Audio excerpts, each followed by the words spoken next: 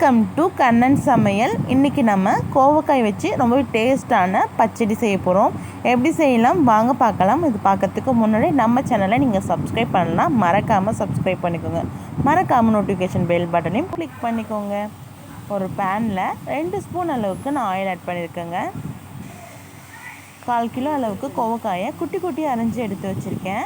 நெல்லிக்காய் சைஸ் அளவுக்கு புளி எடுத்து வச்சுருக்கேன். 2 பெரிய வெங்காயம் அரிஞ்சு எடுத்து வச்சுருக்கேங்க.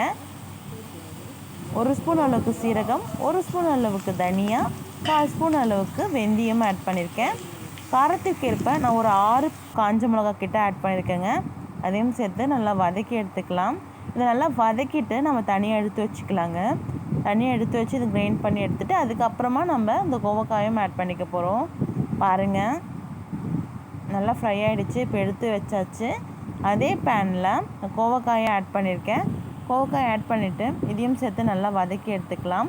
கோவக்காய் ரொம்ப வதங்கணும் அவசியம் கிடையாது. ஒரு 3/4 பதம் நல்லா வதக்கினா போதும். பாருங்கள், அதை நல்லா வதக்கிக்கோங்க. இப்போது நான் எடுத்து வச்சுருக்கேன் வரமிளகா மசாலாவை நான் மிக்ஸி ஜாரில் ஆட் பண்ணிக்கிறேங்க. ஆட் பண்ணிவிட்டு இது கிரைண்ட் பண்ணி எடுத்துக்க போகிறேன். கோவக்காய் கூட நம்ம கிரைண்ட் பண்ணும்போது அது கொரன்னு இருக்கும் அந்த மிளகாய் எல்லாமே. அதனால் தனியாக கிரைண்ட் பண்ணிக்கிறேன். கோவக்காய் நல்லா வதங்கட்டும். இது கூடவே நம்ம புளி ஆட் பண்ணிக்க போகிறேங்க. புளியும் சேர்த்து வதக்கிக்கலாம். தக்காளியும் ஆட் பண்ணிக்க போகிறேன். ஆட் பண்ணிவிட்டு 3ஐயும் நல்லா வதக்கி எடுத்துக்கலாம். பாருங்கள், கோவக்காய் எல்லாமே ஓரளவுக்கு வதங்கியிருக்கு. ஒரு 3/4 பதம் நல்லா வதங்கினா போதும். ரொம்ப வதங்கக்கூடாது. ஒரு 3/4 பதம் வதங்கினா போதும்.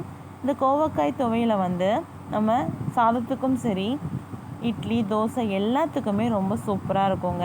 அது மட்டும் இல்லை, தயிர் சாதம், சாம்பார் சாதம் எல்லாத்துக்குமே தொட்டுட்டு சாப்பிட சூப்பராக இருக்கும். பாருங்கள், அதை நல்லா வதக்கி எடுத்துக்கலாம். இது ஒரு வாட்டி செஞ்சு பார்த்திங்கன்னா நீங்கள் அடிக்கடி செய்வீங்க. அந்த அளவுக்கு ரொம்ப டேஸ்ட்டாக இருக்கும். அவ்வளோதாங்க, இந்த அளவுக்கு வதங்கினா போதும். ஒரு 3/4 பதம் தான் கோவக்காய் வெந்திருக்கு. ஸ்டவ் ஆஃப் பண்ணிக்கிறேன்.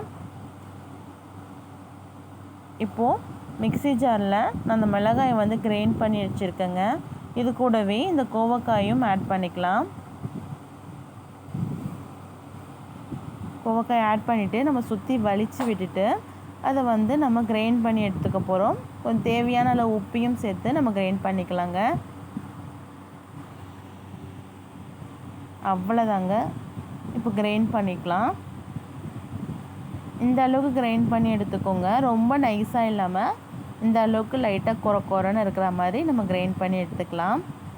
அவ்வளோதாங்க, இப்போ நம்ம தாளித்து எடுத்துக்கலாங்க. ஒரு பேனில் ஆயில் ஆட் பண்ணிக்கிட்டேன். கடுகு ஆட் பண்ணியிருக்கேன்.